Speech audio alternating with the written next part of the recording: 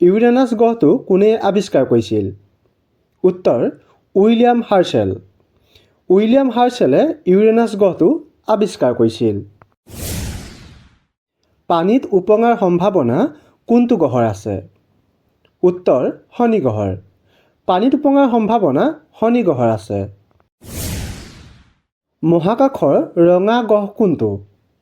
উত্তৰ মংগল গ্ৰহ।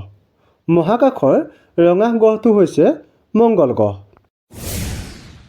মহাকাশৰ সেউজীয়া গ্ৰহ কোনটো? উত্তৰ ইউৰেনাছ। মহাকাশৰ সেউজীয়া গ্ৰহটো হৈছে ইউৰেনাছ গ্ৰহ। পৃথিৱীৰ পৰা চন্দ্ৰলৈ দূৰত্ব কিমান?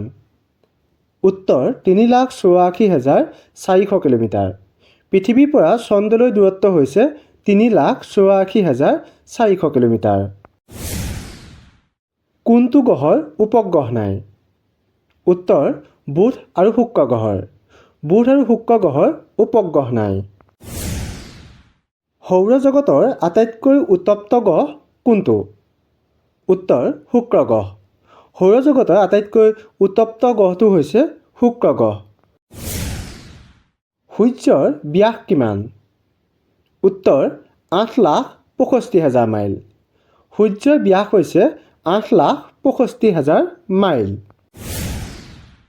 নেপচুন গ্ৰহটো কোনে আৱিষ্কাৰ কৰিছিল? উত্তৰ গেলিলিও গেলিলীয়ে। নেপচুন গ্ৰহটো গেলিলিও গেলিলীয়ে আৱিষ্কাৰ কৰিছিল। সূৰ্যৰ শক্তিৰ উৎস কি? উত্তৰ নিউক্লিয় সংযোজন। সূৰ্যৰ শক্তিৰ উৎস হৈছে নিউক্লিয় সংযোজন।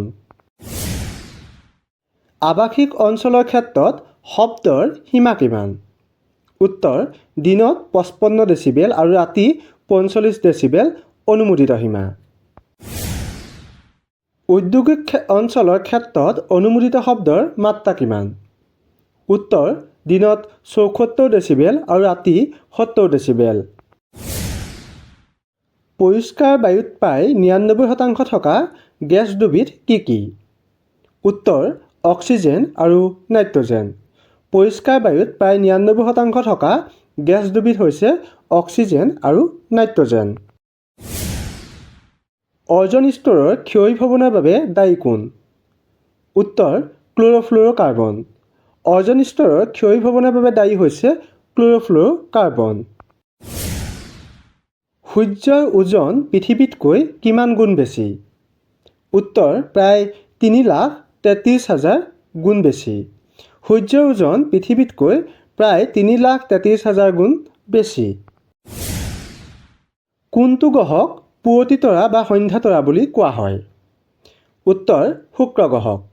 শুক্ৰ গ্ৰহক পুৱতি তৰা বা সন্ধ্যা তৰা বুলি কোৱা হয়। গ্ৰহৰ চাৰিওফালে যিবোৰ বস্তুপিণ্ড ঘূৰি থাকে সেইবোৰক কি বুলি কোৱা হয়? উত্তৰ উপগ্ৰহ। গ্ৰহৰ চাৰিওফালে যিবোৰ বস্তুপিণ্ড ঘূৰি থাকে সেইবিলাকক উপগ্ৰহ বুলি কোৱা হয়।